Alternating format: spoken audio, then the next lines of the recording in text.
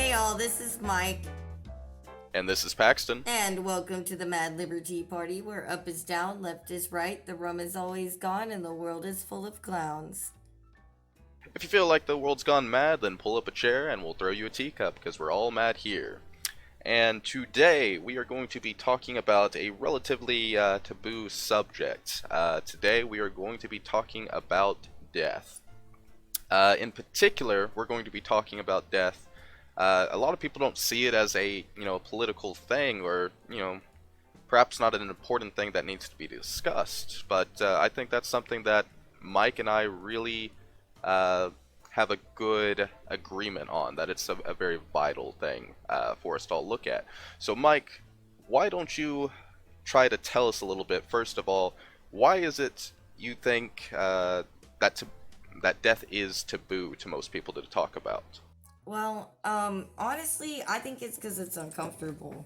Like, it's really uncomfortable for people to Hmm. think about death. Human beings do not like to be, like, on a deep inside feeling. We don't like to be confronted with our own mortality. And dealing with other people's deaths makes us have to be confronted with the fact that, we too shall one day pass. And Mm-hmm. a lot of people think of planning for death as a negative thing. My family really didn't like on my mother's side it was very somber, and so it was like a horrible thing, and I always dreaded it, and it was bad, it was traumatic. I didn't want to do it, and like to be honest, that was what normal funerals were like.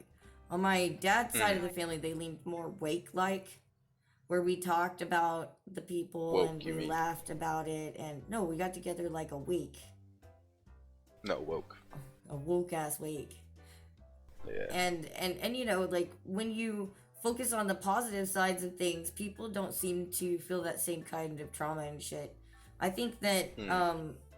the death of other people When you actually, hide from it, it makes it worse. yeah, it really does. The death of other people has led to several suicides just in my life alone. Like, some of my friends just couldn't get past the loss of other people, and Mm-hmm. they took their lives. This is something that's very serious, and we It's can't akin to talk a about it. breakup, but even worse. Oh yeah, because you can never go back.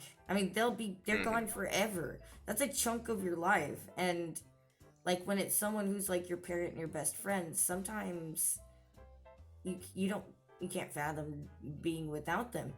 The thing is, like, when we make death something more natural, something that we have to talk about, something we have to plan for together and things, it kind of breaks through that, but we don't do that. We hide from it. No one wants to talk Right. about that. It's not for polite company.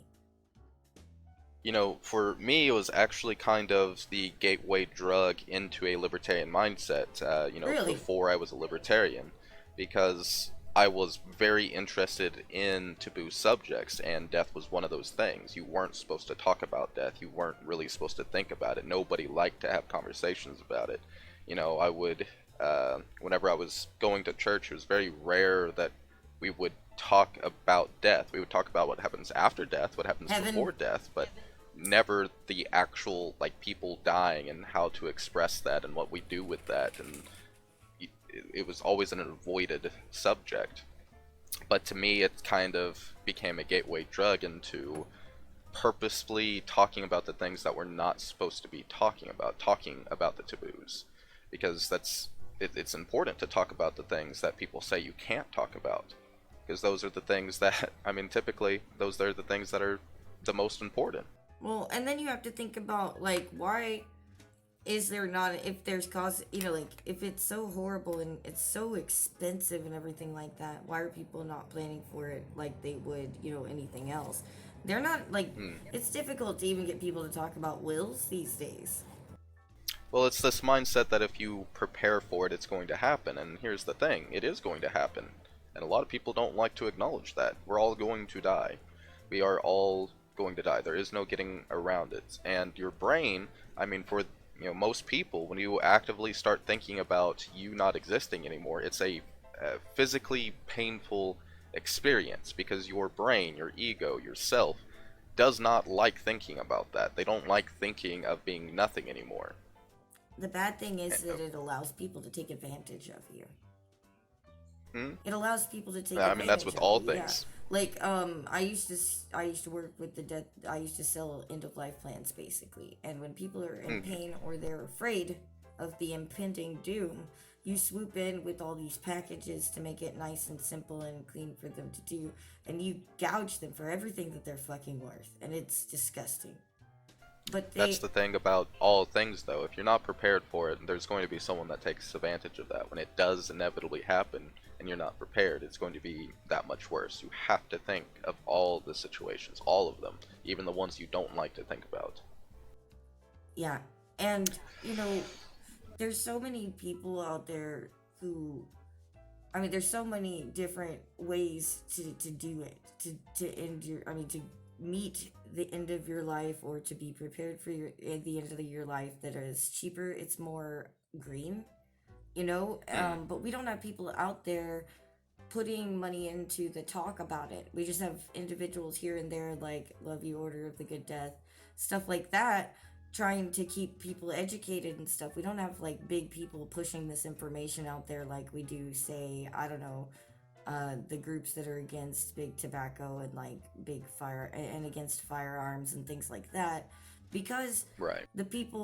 the only people who really spend a lot of time, like the amount of profit that the funeral industry is making off of our pain and our inability to pre-plan is just absolutely Hmm. villainous. Well, I think a big part of that is encouraging people to talk about it, though. If we can get more people to just talk about it and acknowledge it and make death part of life again, because here's the thing, is we've completely removed death from our lives. If you think about it, back in the Yeah, day, I historically mean, we where the weren't fuck do you like think that your though. meat came from? Yeah, I mean, if you were eating meat, you saw that thing getting skinned and butchered and killed, and you know that your dad or your local tribe people went and killed that thing. You were part of the process, and Or you paid even like, hey, respects that to came from the Henry animals. the farmer's place or something. Yeah, you knew where it came from. You knew that somebody actively took this thing's life, and it was a lot of hard work, and etc. and so forth. Um, and then things would be butchered and then distributed and stuff like that. But we've taken a large portion of that away, and the death process in of itself, like the funeral process, embalming, is part of that. Back in the day, the dead would actually be left in the house for about a day or two in some Oh hell, cases. sometimes they Uh, kept them, sometimes they go dig them back up and bring them back home for a little while. There are countries that oh, do that's that weird, still but let's today. not do that. No, it's not Uh, weird. It's just culturally it's different. smelly It's not at that anyway. point. Well, maybe musty. But yeah, but the point being is that we used to have death all around us, and that not just that, but like on the more tragic side of like people dying all the time from diseases and wars and things like that. That was a common thing. Oh, Billy down the street died to Think of a all our fucking nursery common rhymes cold. about death. Think about that. Like, Exactly. we were even That was giving a it to our very children. Now common you're like, thing. oh, you can't talk about that in front of the children. Don't talk I about mean, it that in front of was the children. the 1910s that we had the quote-unquote Spanish flu, and that killed, fuck, it killed a lot of people. I can't quite recall. I think it was 1 in 10 people died from that shit. Everyone that was involved in the wars, at least. So, like, when did It we killed 1 in 10 start people. hiding death instead of facing it? When do you think? From Because you're the my history nut. understanding, Well, I am too, but you yeah, know more of it than me. from my understanding, from what I've read, and this may or may not be true, it largely came around the Civil War era after Abraham Lincoln died, because he was one of the first Well, didn't they take him most around and no, show his body off to mhm. everybody? That was a thing that really encouraged people to start doing that type of stuff, is starting embalming people. Embalming, yes, definitely. Of course, it started with the wealthy, but of course, as trends happen, the wealthy are doing it, and so people to try to show off want to try to do embalming, and then Yeah. it goes from there. Um, and Somehow it then became we the only thing, though. and we also have increases in camera technology and stuff like that. Like Mm-hmm. during the 1860s, right before the 1900s, from 1860s to 1900, basically, there was a huge wave of like ghost pictures, seances, things of that nature. Abraham Lincoln's wife, I don't recall her name, she was really big into seances, and she was talking about this type of stuff. Um, so yes, like she believed that Abraham Lincoln like ghost was around and that she was trying to communicate with Oh them yeah, and the things of that nature. Victorian death affair. The Victorians had a love affair with death. They even had Hmm. picnic places for us to go have picnics with our loved ones in the cemeteries. Hmm.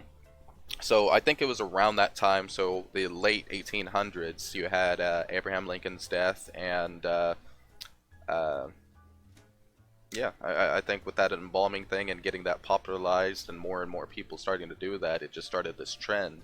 And we also have to remember that in the 1910s, from the 1910s, basically we had two large wars, and both of those wars are very important on the death scale because of industrialization, not the war itself. But with industrialization and mass production of food for the soldiers, that is where all that stuff started from, Yeah, where it was no it's longer like your neighbor killed the cow and now we get to have some of that meat. No, this is, we've got cow farms and we're slaughtering them uh, en mass numbers, and then we're refrigerating it and canning it and selling it en masse. overconsumption. And so so it's just little tiny things building up over time where we get more and more decentralized from death, and especially with like, I'm trying to think of how you would word it.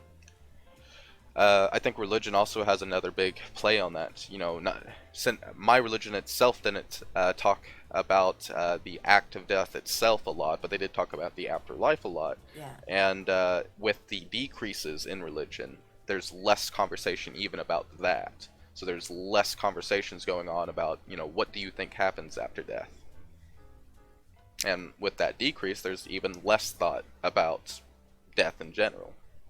Well, there's a reason why they can gouge people so high is because they don't understand it. They don't know what's going on, and they're in pain at the or afraid or both at the time. And Hmm. like, if somebody else knows what they're doing, they'll just expect that they're gonna do what's best for them, and that's not always the case. In fact, most of the time, it's not. Uh, Right. and also, like, if you think about it, like on an environmental scale, and with our overpopulation and everything as it is, burying in cemeteries is not only overly expensive, but it's not practical. It takes Hmm. up a lot of space. Also, like, there are ways to actually cause bodies to like return and revitalize the ground and stuff like that. We could be doing shit like Right. that all over the place and then giving people their urn ashes and stuff like that. From my understanding, it's actually very environmentally damaging to do the embalming because once they Yeah. decay, all those chemicals are going out into Natural the funerals ground. and green funerals are really, they're not just better for the environment, but they're cheaper too. Hmm. They are cheaper. Yeah. No. I mean, yeah. I was talking to my assistant about this just the other day. Like, whenever I die, like, I pretty much just want a hole dug and you just toss me in there and we call it good. Well, like, Like, really, I mean, I don't want anything fancy about it. most of the I people don't get the who embalming process.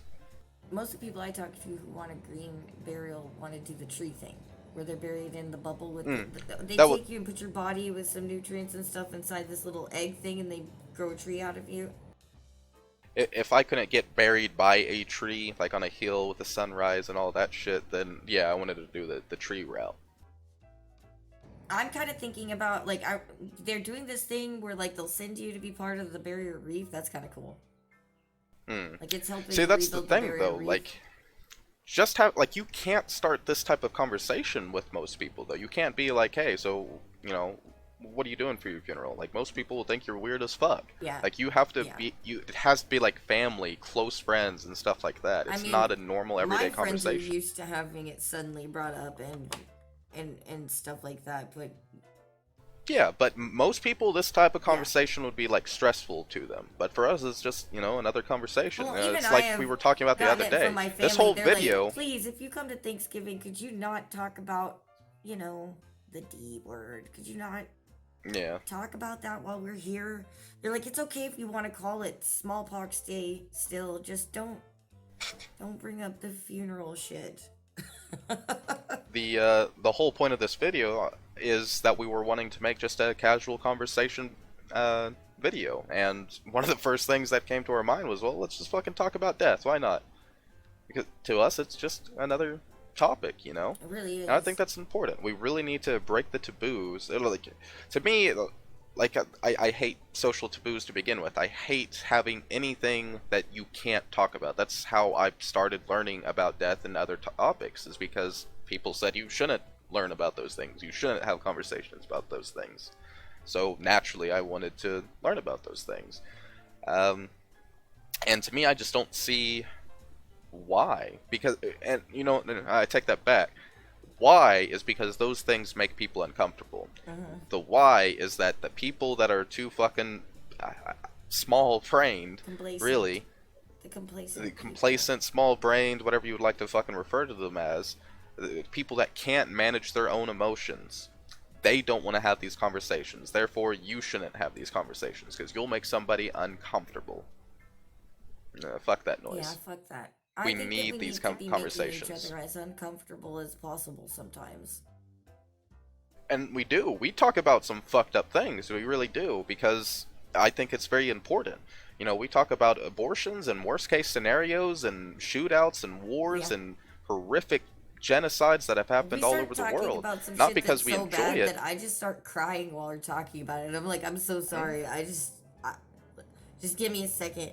You know, like But I can't. that's the thing. There's terrible fucking things that make people uncomfortable out there, and they choose to ignore those things because they're uncomfortable about Yeah, it. you Well, will how are we going to be inevitably talking have about the that genocides? motherfucker who thinks he's helping step in and go, well, do you think, well, do we need to talk about something else? And I'm always like, no, just give me a second. Yeah, Don't white but knight people out it's of difficult conversations either. People need to have them. But that's exactly what the whole taboo thing is. That is a I would say that it's a conservative censorship essentially. We don't talk about these type of things. Yeah. We don't talk about sex, we don't talk about death. That those are originally We talk conservative about sex talking more points, now, but we don't anti-talking actually points. talk about the educational But part of why do it. we We talk talk about sex about more? It was sexuality. originally a movement from the leftists fighting back against the conservative uh, taboo system. We can't talk about sex because, you know, that's not it. You're supposed to be, you know, a polite young man, a polite young lady, and we're not supposed to enjoy sex, eat your Kellogg cereal. The death taboo goes across all sides, though. Nobody wants to talk about it. Like, it Hmm. gets everybody squeamish. It doesn't matter what your political leaning is, or your philosophical leaning, or your religious leaning is, it's gonna make your majority of people squirm. They don't like it. People, like people in my age group, they don't think about this stuff in the slightest. I don't know if it's just because, oh, I'm 20 and, you know, I'm not gonna die. Like, to me, it's very uh, ignorant, and I kind of want to say selfish. It's like an idea that you can't die, or I'm not entirely sure what it is, but it comes Yeah, off and as an ego the issue. truth It is really that any does. of us could die at any time. Like a fucking Hmm.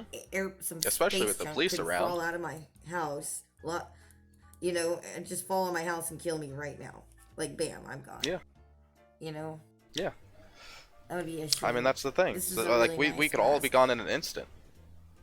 We really don't fucking know.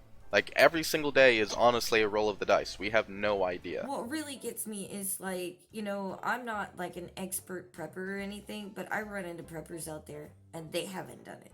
How can you say Yeah. that you're prepping yourself to be ready for anything if you haven't fucking dealt with with your end of life plan yet? Yeah. Not only are you letting There. yourself, you're not prepared for yourself, and you're not gonna get the things that you want for yourself, but you're not preparing your family. You're leaving them Hmm. fucked. That's to me the biggest thing is, you know, having someone pass away in your family that you're close to. The last thing you want to be dealing with is medical Yeah. paperwork, the legal shits, organizing things. That's the very last thing you want to do. So, you know, I try to go out of my way to make sure I have all this stuff set up already. And while I don't have I really don't know what all I'd have to pay for my own funeral, but that's something that I'm trying to invest in, and to make sure that there is money to do all the stuff that needs to be done on the financial end of stuff. Yeah. Because the last thing I want my family to be worrying about is how can we afford this? How, you know, how do we split his stuff? You know, etc. and so forth. Well, it's like Jordan It's Peterson says selfish too, like, not to because do like it. a funeral is a bad situation anyways.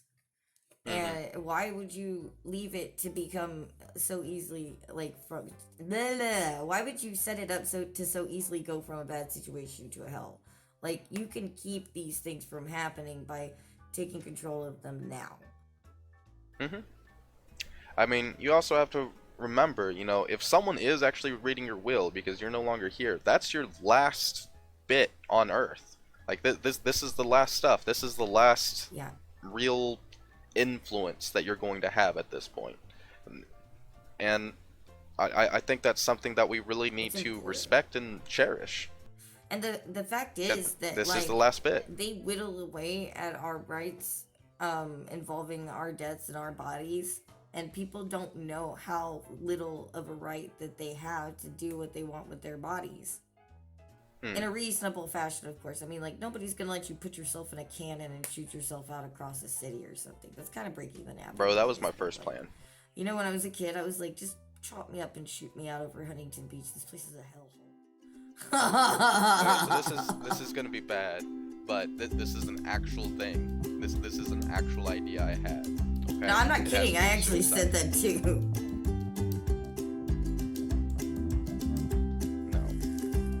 Anyways, but yeah, we're gonna cut that whole segment out.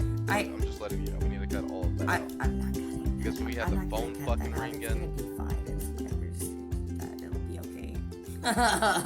Cut it out. So anyway, this was our little snippet about death and. Probably won't be the last time we talk about it. Oh yeah. But really, the main point of this video is to have discussions about the things that we're not supposed to be discussing, to challenge the current, we'll call it the current meta of the community. They're telling us not to talk about these things, or we shouldn't talk about these things. We need to challenge that. Why are we not talking about these things? What is so bad about talking about these things? If it's just because if the answer is to just make people uncomfortable, then that's fucking dumb. Just because it makes people uncomfortable doesn't mean we shouldn't be talking about it, and this is proof of it. Death is something that's important, and the only reason we don't discuss it is because it is uncomfortable. Yep. Hey Mike, why don't you bring up that one lady that you're always watching all the time? That can be our video person. Okay, so like Caitlin, I think it's Doughty. I'm not sure if I said that wrong or right. If I said it wrong, please fucking forgive me.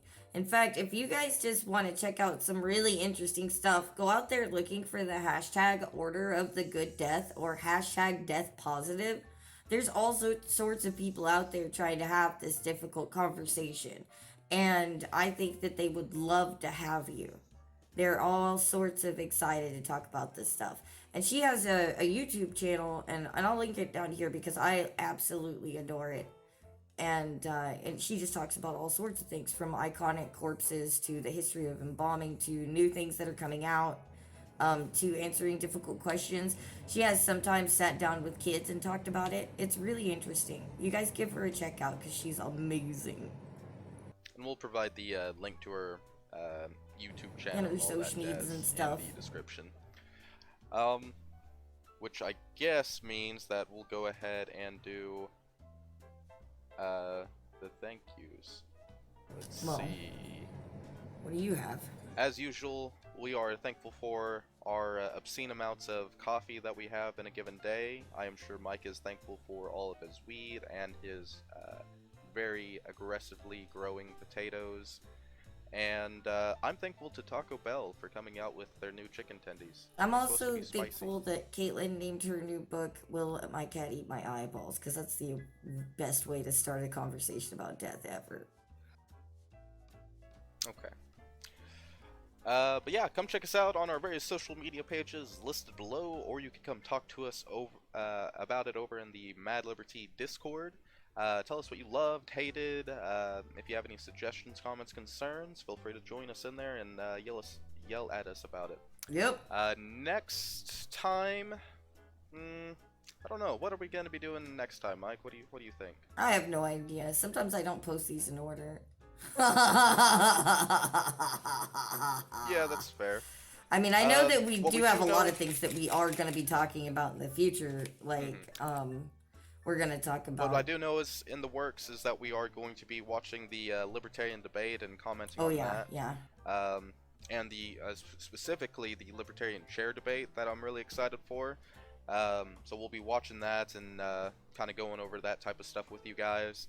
And there's a lot of stuff in the works. We're very fortunate that we've got a nice log of videos at the moment, and we've got a lot of different subjects that are coming our way. So yeah, please stay tuned. If you have any suggestions for a video or any questions Hit us up. about libertarianism or anarchy, join our Discord or leave a comment. Yeah, thank you guys. Until then, This Mad at LiberTEA party is adjourned.